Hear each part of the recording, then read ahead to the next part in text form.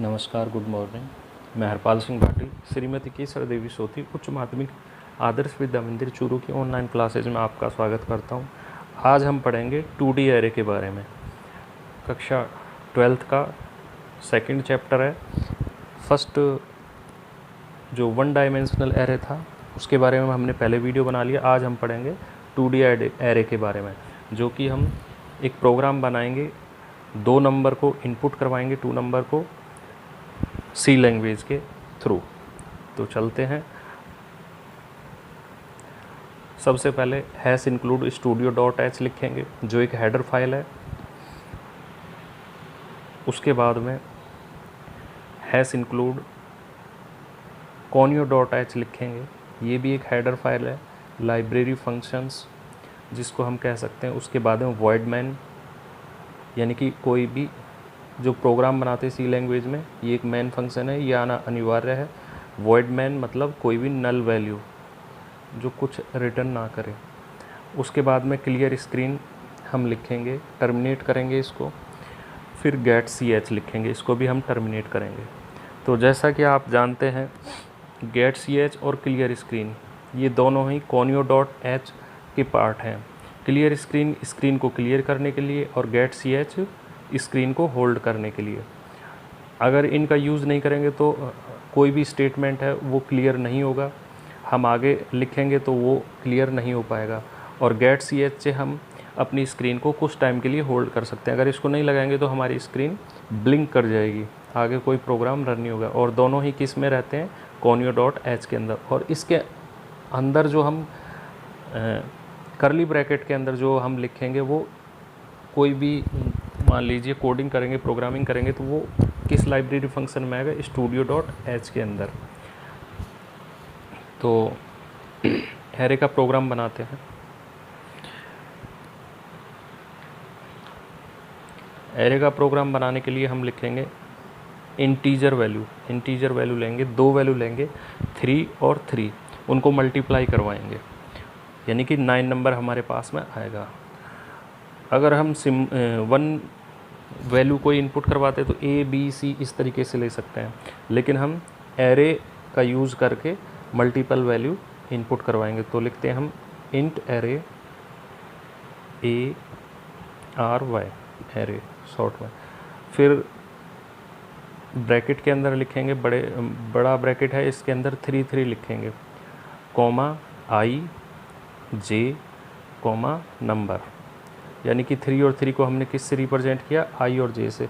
जो 3 है ये सबस्क्रिप्ट है, ब्रैकेट के अंदर है, उसको बोलते हैं हम सबस्क्रिप्ट। अब एक स्टेटमेंट प्रिंट करवाएंगे कि एरे कितने नंबर हमें प्रिंट करवाने हैं।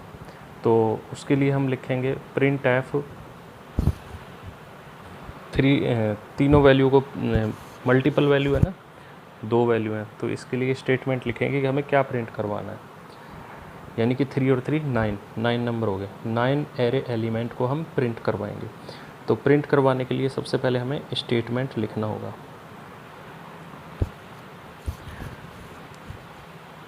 प्रिंट एफ, इसके अंदर जो भी हम लिखेंगे डबल इन्वर्टेड कॉमा के अंदर, वो है इंटर द 9 एरे एलिमेंट्स। ये एक स्ट्रिंग है, स्ट्रिंग को आप लिखोगे डबल इन्वर्टेड कॉमा, फिर टर्मिनेट कर दिया। जैसे हम इंग्लिश में फुल स्टॉप लगाते हैं, वैसे ही हमने सेमीकोलन से टर्मिनेट कर दिया। अब एरे जब भी बनाते हैं तो उसमें फॉर लूप लगाते हैं। फॉर लूप देख लीजिए आप किस तरीके से लगता है। I बराबर 0 रखा मैंने, I लेस देन 3 रखा, फिर I++ एक इंक्रीमेंट ऑपरेटर लगा दिए। एक और फॉर लूप लगाएंगे J के लिए, क्योंकि 2 बार लगेगा, 2 डायमेंशनल एरे, इसलिए 2 बार फॉर लूप लगेगा, 2 टाइम्स। तो I बराबर 0 है, I लेस देन 3 है, यानी कि I 3 से कम रहेगा।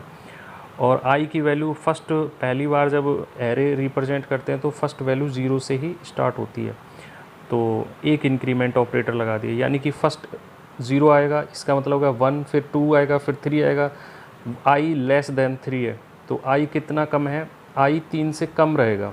तो 3 से ज़्यादा वैल्यू जैसे आप 4 एंटर करोगे तो वो नहीं आएगा। क्यों? क्योंकि लूप आगे बढ़ेगा, इंक्रीमेंट ऑपरेटर लगा हुआ है I++, यानी कि I में 1 जोड़ेगा। लेकिन जैसे ही आगे जाएगा तो 4 I से कम नहीं है, ज़्यादा है, तो इसलिए वो टर्मिनेट नहीं होगा। 2 बार हमने एक बार जे के लिए लगा दिया, फिर इसको इनपुट करवाने के लिए हम एक कमांड का यूज़ करते हैं स्कैनर, %d का यूज़, फिर कॉमा, फिर एंड एरे। एरे में हमारे पास क्या है, आई और जे है, तो %d का यूज़ आपको पता है इंटीजर वैल्यू के लिए लगाते हैं। इसको भी टर्मिनेट कर दिया। फिर से हम फॉर लूप का यूज़ करेंगे। 2 बार तो फॉर लूप का यूज़ कर लिया हमने, किसके लिए किया, प्रिंट करवाने के लिए। अब हम स्कैनएफ के लिए भी 2 बार फॉर लूप का यूज़ करेंगे। तो जैसा ऊपर हमने यूज़ किया है फॉर लूप का, वैसे ही हम नीचे भी यूज़ करेंगे। फॉर लूप के लिए सबसे पहले फॉर i = 0, फिर टर्मिनेट i <3, टर्मिनेट i ++, ये ऑपरेटर है, प्लस ऑपरेटर, इंक्रीमेंट ऑपरेटर। फिर फॉर लूप j = 0, टर्मिनेट किया इसको, j <3, टर्मिनेट j++। देखिए ऊपर भी सेम फॉर लूप लगाया और नीचे भी सेम फॉर लूप। अब हमें प्रिंट क्या करवाना है, प्रिंट हमें करवाने हैं इंटीजर वैल्यू, तो %d और एरे प्रिंट करवाना है। तो उसके लिए हमें i और j लिखना पड़ेगा और इसको टर्मिनेट करेंगे। तो इंटर करने के लिए कोई भी वैल्यू तो स्कैनएफ आएगा, और प्रिंट करवाने के लिए तो स्टेटमेंट को प्रिंटएफ आएगा। अब नई लाइन में रिप्रेजेंट के लिए फिर से हम प्रिंटएफ करवाते हैं। क्या प्रिंट करवाना है नई लाइन के लिए, /n के थ्रू जो भी हमारा हम लिखेंगे वो नई लाइन में आ जाएगा। यानी कि पहले i = 0 है तो उसका वैल्यू 1 आएगा, फिर 2 आएगा, फिर 3 आएगा, इस तरीके से, तो वो नई लाइन में एंटर हो जाएंगे। इसको फ्लो चार्ट के द्वारा मैं एक बार थोड़ा सा बता देता हूँ, फ्लो चार्ट में किस तरीके से रिप्रेजेंट होगा, किस तरीके से एरे की वैल्यू रिप्रेजेंट होती है। ऊपर लिखें कॉलम COLUMN और इधर ROW, रो लिखा हमने। 2 एरे एलिमेंट को कैसे फ्लो चार्ट में रिप्रेजेंट करेंगे, सबसे पहले 0 रो, सबसे पहले 0 से शुरू होगा। रो हमारे पास में 0 है और स्टार्टिंग भी कॉलम की क्या होगी 0, फिर 0 रो 1 कॉलम, फिर 0 रो 2 कॉलम। इसी तरीके से सेकंड लाइन में आ जाएगा 1 रो कॉलम कितना हो गया 0, 1 रो कॉलम कितना हो गया 1 रो कॉलम कितना हो गया 2, फिर रो 2 आ जाएगा यानी 2 नंबर रो और 0 कॉलम, 2 रो 1 कॉलम, 2 रो और 2 कॉलम। इस तरीके से डेटा रिप्रेजेंट होगा फ्लो चार्ट में। इसी तरीके से यहाँ पे भी डेटा रिप्रेजेंट होता है, जैसा कि आप समझ पा रहे हैं। यानी कि i की वैल्यू सबसे पहले 0 होगी, यानी कि 0 रो और 0 कॉलम। फिर आगे लूप आगे चलेगा, क्यों, क्योंकि इसमें i++ एक प्लस इंक्रीमेंट ऑपरेटर लगा हुआ है, जो कि वैल्यू को पहले 1 जोड़ेगा, फिर 2 जोड़ेगा, 1 और जोड़ेगा, 3 हो जाएगा, फिर 1 और जोड़ेगा, 4 हो जाएगा। लेकिन वो टर्मिनेट नहीं होगा, एग्जीक्यूट नहीं होगा। क्यों, क्योंकि i क्या दिखा रहा है, <3, यानी कि i की वैल्यू हमेशा 3 से कम रहेगी, ये याद रखना, ठीक है।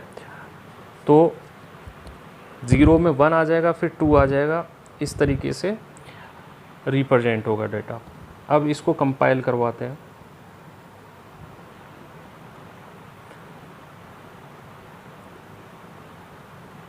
कंपाइल करवाने के लिए सबसे पहले Alt के साथ में F9 प्रेस करेंगे।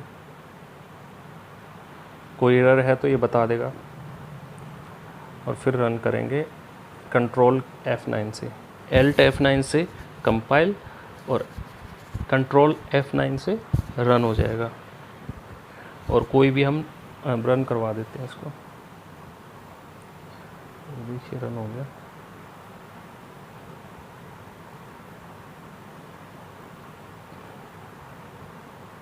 सॉरी थोड़ा सा बीच में डिस्टर्बेंस हो गया। अब इंटर द 9 एरे एलिमेंट, कोई भी 9 वैल्यू हमने पुट कर दी इसके अंदर, लेकिन ये एक साथ आ रही हैं। इसके बीच, इसके लिए हम क्या करेंगे, एक कॉमा लगा देते हैं। इनपुट जहाँ से हमने डाटा कराया स्कैनएफ में %d के बाद में कॉमा लग गया। अब वहाँ पे भी सारा कॉमा लग के ही आएगा। कोई 9 वैल्यू एंटर करवाते हैं, देखो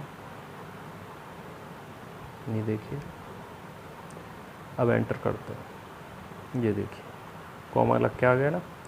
तो ये हम 2 प्रकार से वैल्यू एंटर कर सकते हैं। तो ये 2 डायमेंशनल एरे का